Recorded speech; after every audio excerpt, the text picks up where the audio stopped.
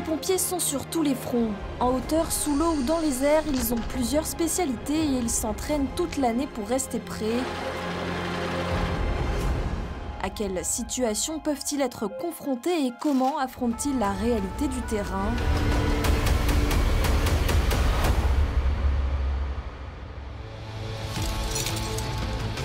Premier scénario, une victime vient de chuter en contrebas du mur.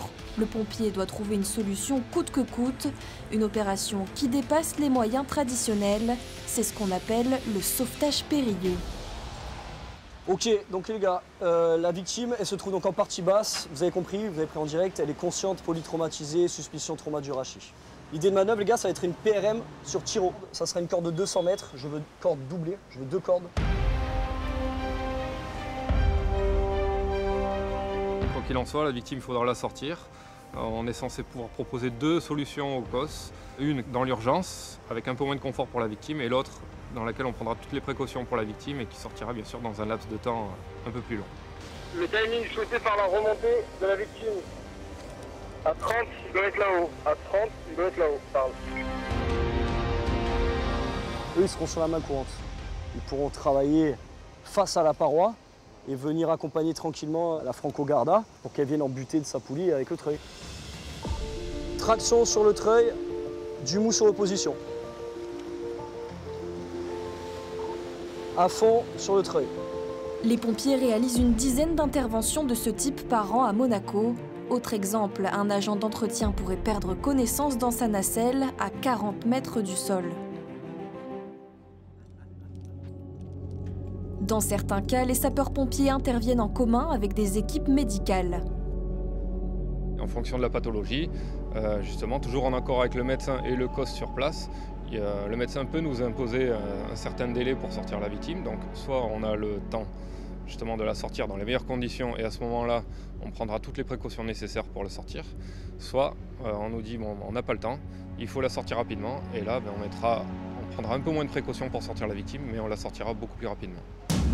Pour les interventions en mer, les pompiers sont formés au sauvetage aquatique. Là aussi, un environnement hostile nécessite les moyens adéquats. Une victime chute, impossible de la secourir autrement que par la mer. Ah, tiens la tête. Attention pour lever. Lever. Descends en dessous. On est confronté à des aléas météorologiques qui sont de plus en plus importants, des orages importants, des vents violents et notamment des vagues de submersion qui peuvent être dangereuses. Donc c'est pour ça qu'on a tout un tas de matériel et tout un tas de techniques pour intervenir en sécurité le plus rapidement possible.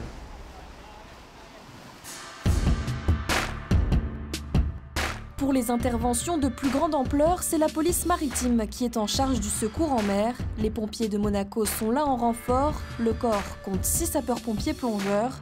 Ils peuvent intervenir jusqu'à 50 mètres de profondeur. Leur particularité, la qualification SNL, plongée en surface non libre, c'est-à-dire sous plafond, là où il est impossible de remonter directement à la surface. Les plongeurs sont partis poser une ligne de vie pour une reconnaissance sous la digue. Si un jour on doit intervenir, on connaît les lieux et on ne sera pas surpris le jour J.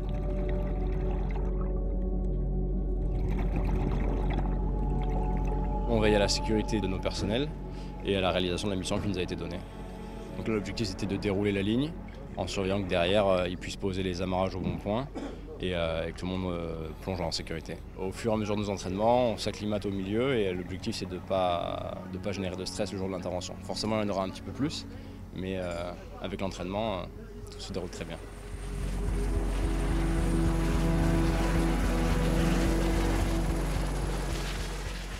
En revanche, contrairement à la police maritime, les pompiers de Monaco utilisent l'hélicoptère pour certaines interventions.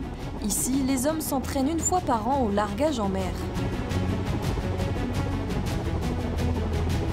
Dès qu'on est éloigné un peu du territoire, évidemment l'hélicoptère c'est le moyen le plus rapide et le meilleur moyen de localiser des gens, des naufragés en mer.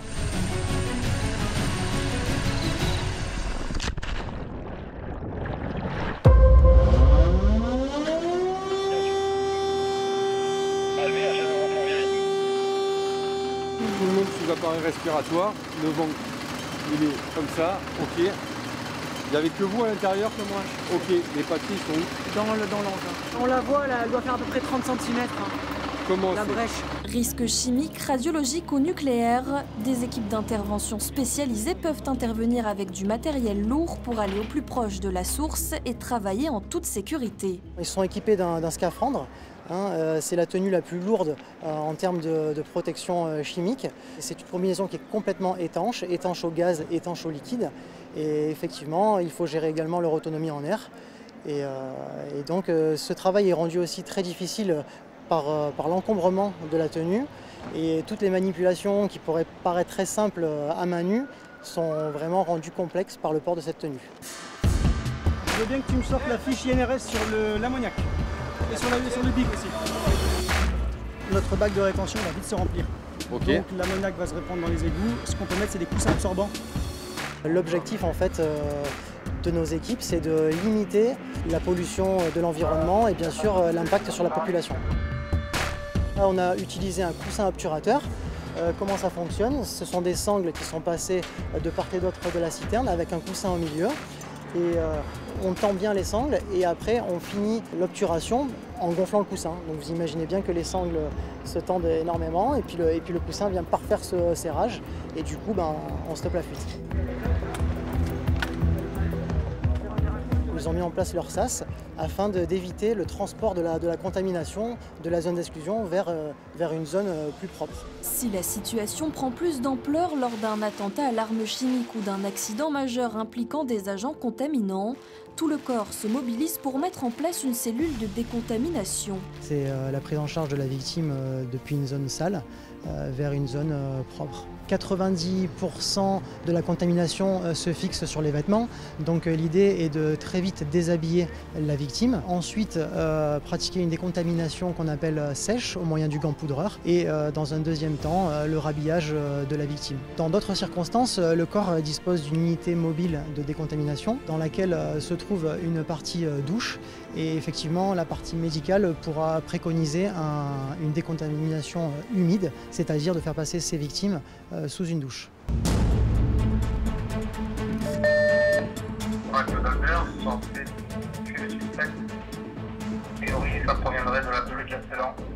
Dans certains cas, l'utilisation du drone peut être un réel atout lors d'incendies, de recherche de personnes, de pollution en mer ou encore d'effondrement de structures.